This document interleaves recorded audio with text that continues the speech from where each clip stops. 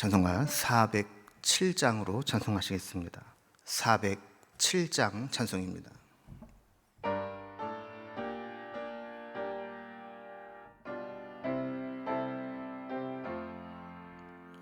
구주와 함께 나 죽었으니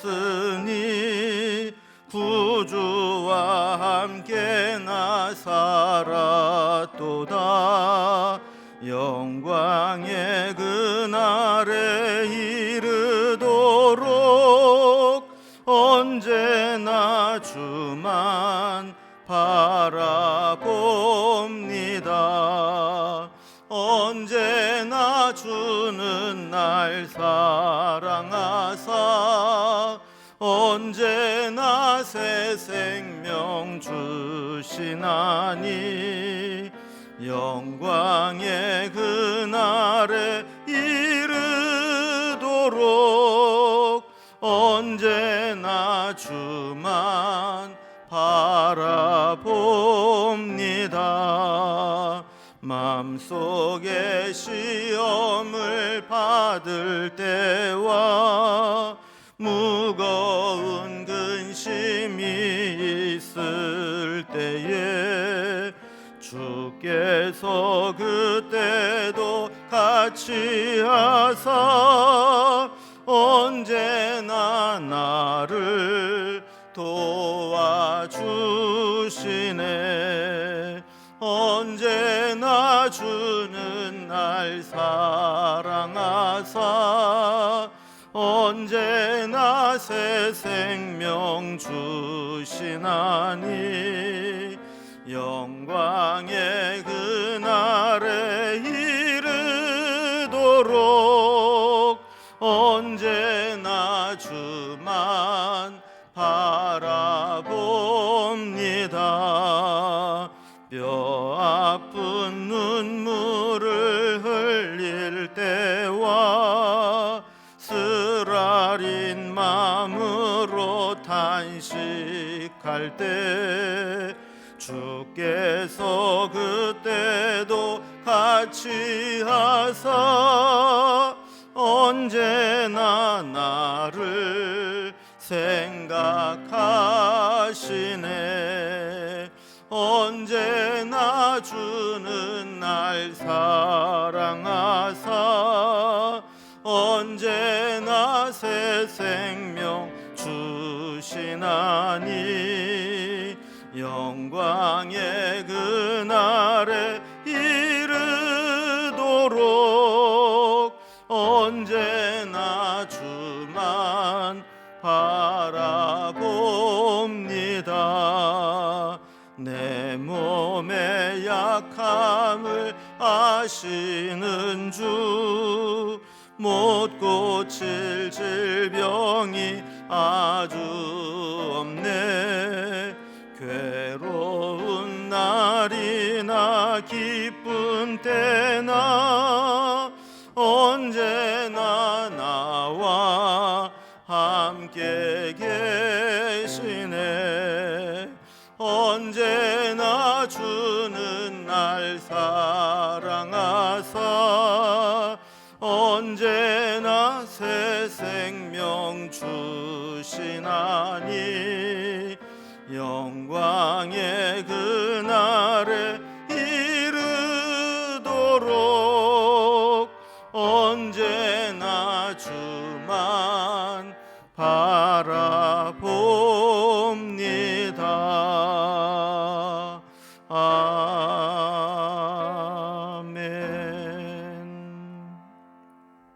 아멘. 오늘 우리에게 주신 하나님 말씀은 구약성경 욥기 15장 7절에서 16절까지 말씀입니다. 욥기 15장 7절에서 16절까지 말씀을 제가 봉독해 올릴 때 함께 눈으로 말씀을 봉독해 주시면 되겠습니다. 내가 제일 먼저 난 사람이냐? 산들이 있기 전에 내가 출생하였느냐? 하나님의 오묘하심을 내가 들었느냐? 지혜를 홀로 가졌느냐? 내가 아는 것을 우리가 알지 못하는 것이 무엇이냐? 내가 깨달은 것을 우리가 소유하지 못한 것이 무엇이냐? 우리 중에는 머리가 흰 사람도 있고 연로한 사람도 있고 네 아버지보다 나이가 많은 사람도 있느니라. 하나님의 위로와 은밀하게 하시는 말씀이 네게 작은 것이냐? 어찌하여 내 마음에 불만스러워하며 내 눈을 번뜩거리며 내 영이 하나님께 분노를 터뜨리며 내 입을 놀리느냐? 사람이 어찌 깨끗하겠느냐? 여자에게서 난 자가 어찌 의롭겠느냐? 하나님은 거룩한 자들을 믿지 아니하시나니 하늘이라도 그가 보시기에 부정하거든 하물며 악을 저지르기를 물마심 같이 하는 가증하고 부패한 사람을 용납하시겠느냐? 아멘. 우리는 어제 살펴본 말씀을 통해서 우리가 논쟁을 하다 보면 아무런 유익함도 없이 결국에는 상처와 아픔만 남기는 논쟁이 될 수 있다 하는 이야기를 살펴보았습니다. 오늘도 그와 계속 연속선상에서 이어지는 엘리바스의 이제 변론인데, 오늘 말씀에도 보면 결국 끝없는 평행선을 달려가는 것처럼 의견이 좁혀지질 않습니다. 왜냐하면 서로 자기 얘기만 하기 때문에 그렇죠. 그러니까 대화를 하면 다른 사람의 말에 대한 좀 수용성이 있고 때로는 내 생각도 좀 양보하고 또 상대방의 마음을 또 받아들이는 그런 배려와 아량이 필요한데, 이런 것들이 바탕이 되어 있지 않는 대화는 결국 끝까지 가도 만나지 못하는 그런 평행선을 그을 수밖에 없다는 겁니다. 특히 욥과 욥의 친구들은 고난의 문제를 접근하는 방식에 있어서 너무나 달랐습니다. 욥의 친구들은 머리에서 나온 것이고 책에서 나온 것이고 사람들의 어떤 지식에서 나온 것들이라면, 욥은 자기가 직접 이 고난을 당하면서 고난 속에서 막 헤매면서 하나님 앞에 기도하고 절규하면서 그 체험에서 나온 깊은 묵상과 하나님과의 영적 씨름에서 나온 것이었기 때문에 단순히 어떤 이제 지식적으로만 접근하는 이 고난의 문제와 자신이 씨름하면서 묵상하면서 체험적으로 알게 된 이 고난의 문제는 이 접근하는 방식이 다르기 때문에 도출되는 결론도 다를 수밖에 없는 것이죠. 욥의 친구들은 하나님은 의로우시고 우리는 악하기 때문에 의로우신 하나님이 우리 악한 모습에 대해 심판과 징계를 하게 되면 그것이 고난으로 나타나는 것은 당연한 일이다라고 이미 결론을 내리고 있습니다.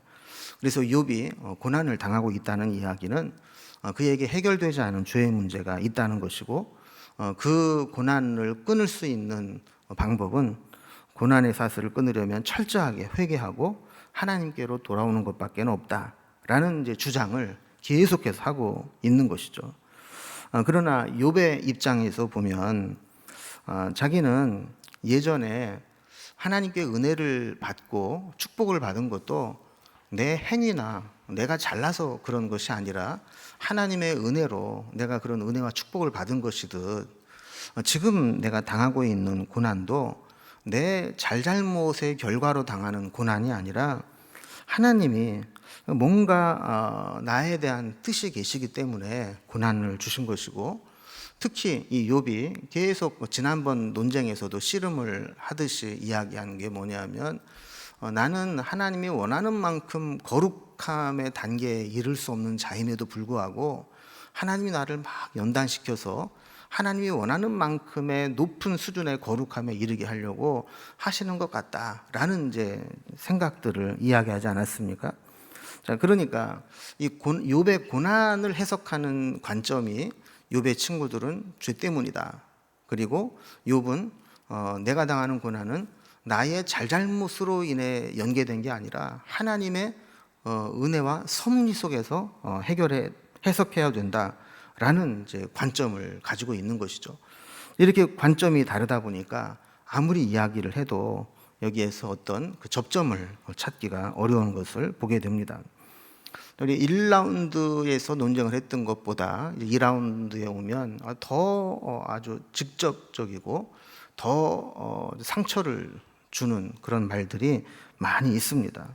그래서 엘리바스 역시 2라운드의 대화를 시작하면서 아주 가시돋친 말처럼 욥을 다시 몰아세우고 있는 것을 보게 됩니다. 그래서 7절 말씀을 보면은요, 네가 제일 먼저 난 사람이냐, 산들이 있기 전에 네가 출생하였느냐 그랬어요. 제일 먼저 난 사람,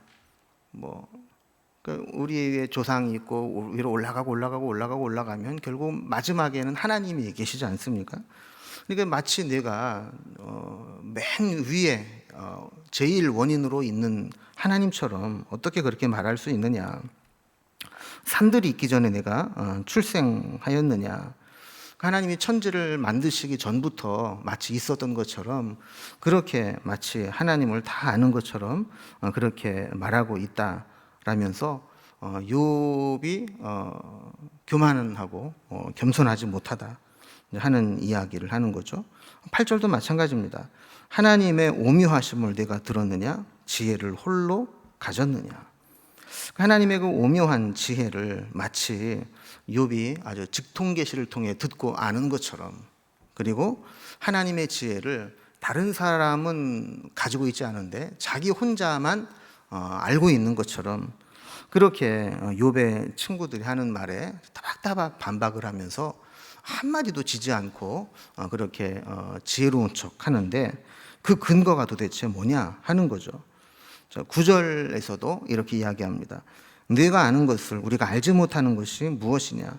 네가 깨달은 것을 우리가 소유하지 못한 것이 무엇이냐? 그러니까 세상에는 너만 잘난 게 아니다. 너만 똑똑하고 지혜롭고 잘 알고 있는 게 아니다.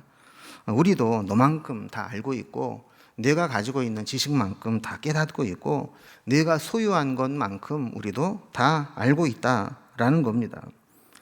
그럼 보통 이제 사람들은 뭔가 책을 읽거나 어떤 새로운 지식을 깨닫게 되면 이건 다른 사람은 모를 거야, 이건 나만 아는 걸 거야 하면서 마치 그 자기가 들은 것에 갇혀버리게 되는 경우가 있습니다.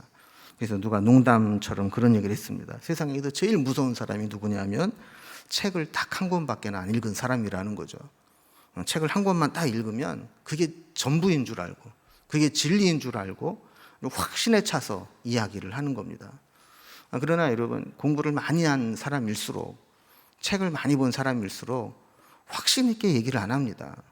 왜냐하면 이런 관점에서 보면 이런 얘기도 있지만 또 다른 관점에서 보면 다른 이야기도 있기 때문에 절대라든지 반드시라든지 유일하게라든지 이런 말을 쓰지 않고 이런 견해도 있습니다. 이렇게 이제 이야기하기를 좋아하는 거죠. 왜냐하면 괜히 이게 절대적이다라고 얘기했을 때 반대 이론이나 반대의 설명들이 나오게 되면 방어하는 게 쉽지 않기 때문에 그런 것이죠. 근데 욥의 친구들이 볼 때 욥의 모습을 보면 마치 자기가 하나님인 것처럼 하나님의 지혜를 다 알고 있는 것처럼 그렇게 이야기를 하고 있다라고 욥을 몰아치는 겁니다. 그래서 이제 그 10절 말씀을 보면은요, 우리 중에도 머리가 흰 사람이 있고 연로한 사람도 있고 내 아버지보다 나이가 많은 사람도 있느니라, 이렇게 이야기를 해요. 여기 보면 머리가 흰 사람, 또 연로한 사람, 또 나이가 많은 사람, 이런 이제 표현들이 나오는데 이런 것은 이제 오랫동안 살면서 삶을 통해 지혜를 얻은, 경험을 통해 지혜를 얻은 사람들을 이제 표현하는 것들입니다. 그러니까 엘리바스가 교제하고 엘리바스 주변에 있는 사람들 중에는 이렇게 흰머리, 연로한 사람, 심지어는 이 욥의 아버지보다도 나이가 많은 사람, 이제 그런 사람들을 통해서 엘리바스는 대화를 나누고 삶의 경륜과 지혜를 배우면서 욥에게 하는 이야기들이 바로 그런 오랜 세월을 살아오면서 얻은 그런 삶의 지혜를 이야기하는 것이다 라고 이야기를 하는 거예요. 요즘 젊은 사람들이 보면 아주 전형적인 이제 꼰대의 모습이죠. 내가 이렇게 나이 들고 오래 산 사람으로서 이야기를 하는데 이 오랜 세월 동안 축적한 지혜를 이렇게 무시한다 하는 이제 표현이 나오는 겁니다. 그러면서 11절에서 13절까지 보면 엘리바스가 욥에게 왜 이렇게 막 거칠게 몰아붙이는지, 왜 화가 났는지를 보게 됩니다. 엘리바스의 논리와 입장에서 보면 욥은 뭔가 큰 잘못을 하고 인생에 문제가 있는 사람입니다.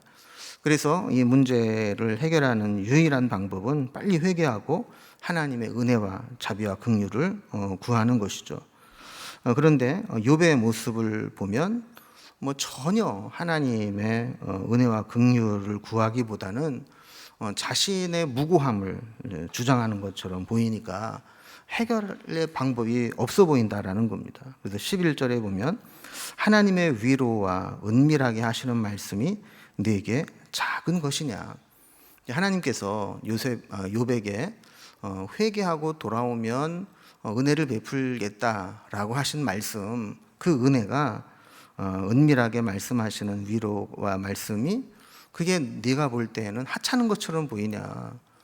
이 얼마나 귀한 말씀인데 그 말씀을 그렇게 경히 여기느냐 하는 거죠. 또 12절과 13절을 보면 어찌하여 내 마음에 불만스러워하며 내 눈을 번뜩거리며 내 영이 하나님께 분노를 터뜨리며 내 입을 놀리느냐 그랬습니다. 그러니까 엘리바스가 볼 때, 또 욥의 친구들이 볼 때 욥이 이렇게 자신들이 이야기하는 것을 수긍하지 않고 계속 따박따박 이렇게 변론을 하고 반론을 제기하는 게 보면 하나님이 하시는 일에 대해서 뭔가 불만을 가지고 하나님께 아주 눈을 부릅뜨고 따지고 하나님께 분노를 터뜨리는 것과 같다라는 겁니다. 어떻게 보면 욥은 하나님에게 밖에는 자신의 속마음을 털어놓을 수가 없어서 하나님께 때로는 좀 투정도 부리고 탄식도 하고 했는데 이게 욥의 친구들이 볼 때는 건방져 보이고 하나님에 대해서 적대적으로 표현하는 것처럼 보였다라는 겁니다. 그래서 엘리바스가 다시 이제 욥에게 충고합니다. 14절에 보면 사람이 어찌 깨끗하겠느냐, 여인에게서 난 자가 어찌 의롭겠느냐. 그러니까 욥도 사람 아닙니까? 그리고 모든 사람은 다 여인의 몸을 통해서 태어나죠. 그러니까 모든 사람이 다 죄인이고 욥도 죄인이고 그런데 마치 자기만 뭐 독불장군식으로 그렇게 세상 사람처럼 죄인이 아닌 것처럼 그렇게 주장하고 있는데 그렇게 말할 수 있는 근거가 뭐냐 하는 겁니다. 15절에 보면 하나님은 거룩한 자들을 믿지 아니하시나니 하늘이라도 그가 보기에는 부정하거든. 그러니까 하나님 앞에서 하나님의 기준으로 보면 거룩한 자가 누가 있겠어요? 하나님의 기준에 합당한 경건하고 거룩한 자는 아무도 없다는 거예요. 심지어 그들이 옛날에 신성시했던 하나님이 계신다고 생각을 했던 그 하늘조차도 하나님이 보시기에는 부족하고 부정한 것인데 하물며 이 땅에 살아가고 있는 인간이 어떻게 하나님 앞에서 그렇게 당당하게 자신의 무고함을 주장할 수 있느냐 하는 거죠. 16절에 보면 하물며 악을 저지르기를 물마심같이 하는 가증하고 부패한 사람을 용납하시겠느냐. 이게 보면 사실 말은 안 했지 그 엘리바스가 욥에게 악을 저지르기를 물마심같이 하는 자다, 또 가증하고 부패한 자다, 지금 이렇게 몰아붙이고 있는 것이죠. 여러분 사실 목마를 때 물을 마실 때 보면 얼마나 그 물맛이 답니까? 갈증이 날 때 이렇게 물이 이렇게 있으면 이 물 한 잔 탁 마실 때 그 물이 얼마나 이게 잘 넘어가요. 지금 이제 욥이 하나님 앞에 패역한 모습을 보면 마치 이렇게 갈증 나는 자가 물을 이렇게 마시는 것처럼 그렇게 쉽게 죄를 짓고 악을 행하고 가증하고 부패한 모습을 보이고 있다라는 겁니다. 엘리바스는 욥에게 우리 인간은 모두 하나님 앞에서 이렇게 부정한 죄인들이니 욥도 더 이상 고집 부리지 말고 하나님 앞에 회개하고 돌이켜라 라는 그런 이야기를 하고 있는 거죠. 근데 우리가 욥의 친구들의 논리를 보면서 한 가지 이제 생각하고 배워야 될 교훈은 뭐냐면, 일반적으로 맞는 이야기라고 해서 모든 특수한 부분에 이르기까지 일반화 시켜서는 안 된다라는 겁니다. 특히 하나님이 하시는 일은 때로는 일정하게, 마치 아침에 해가 나오듯이 일정하게 행하시는 것도 있지만, 또 때로는 케이스마다 다 다르게 역사하시는 일도 많잖아요. 그렇기 때문에 내가 만난 하나님, 내가 경험한 하나님, 내가 알고 있는 하나님이 전부다라고 단정 지어서는 안 된다라는 것이죠. 이렇게 대화가 끝없이 평행선을 달리는 것처럼 되지 않으려면 우리는 상대방과 대화할 때 대화의 원칙을 알아야 됩니다.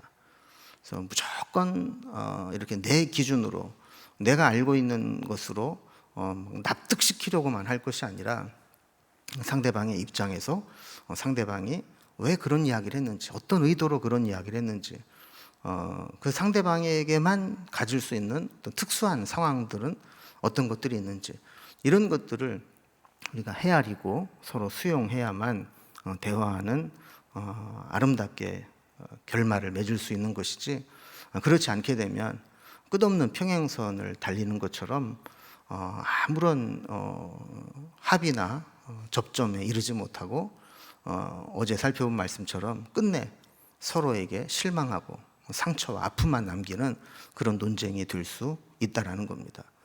우리도 그런 이제 편협한 사고에서 벗어나고 뭔가 다른 사람의 말을 들어주는 것.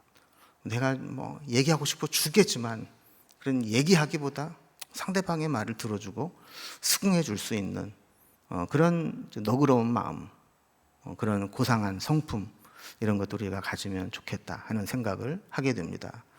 욥과 욥의 친구들의 대화를 통해서 우리도 똑같은 실수를 범하지 않도록 우리에게 지혜가 있기를 주님의 이름으로 기원합니다. 기도하겠습니다. 하나님 아버지, 욥의 친구들이 크게 두 번째 라운드로 논쟁을 시작했습니다. 처음 논쟁을 할 때보다 더 격하고 더 직선적이고 더 아픔을 주는 말들을 내뱉는 것들을 보게 됩니다. 상대방의 입장에서 위로하고 격려하고 또 배려하지 않는 대화는 이렇게 끝내 평행선을 달리다가 서로에게 실망하고 낙심하고 아픔과 상처만 주는 것으로 끝날 수 있다는 것을 보게 됩니다. 욥과 욥의 친구들이 범했던 대화의 오류들, 실수들을 우리가 따라가지 않게 하시고, 우리는 가능하면 논쟁을 피하고 상대방에게 말을 들어주고 내가 하고 싶은 말보다 더 많이 들어주는 자세를 가지고 공감해주고 위로할 때 우리의 그 대화를 통해서 상대방의 마음을 얻고 헤아리고 함께 또 귀한 깊은 교제를 나눌 수 있는 관계로 발전할 수 있도록 인도해 주시옵소서. 오늘도 하루를 살아가는 날 동안 하나님 은혜가 필요합니다. 말씀으로 저희들을 이끌어 주시고 또 하나님께서 주시는 하늘의 지혜로 살아가는 저희들이 되게 하여 주옵소서. 우리의 기도의 제목을 아시는 주님, 오늘도 일일이 살펴주시고 우리가 구하지 못한 것까지 하나님 헤아리시고 가장 좋은 것으로 하나님의 때 하나님의 방법으로 응답하여 주옵소서. 예수님의 이름으로 기도드리옵나이다. 아멘. 이제 각자 가지고 온 기도의 제목들로 기도하며 기도의 자리로 나아가겠습니다.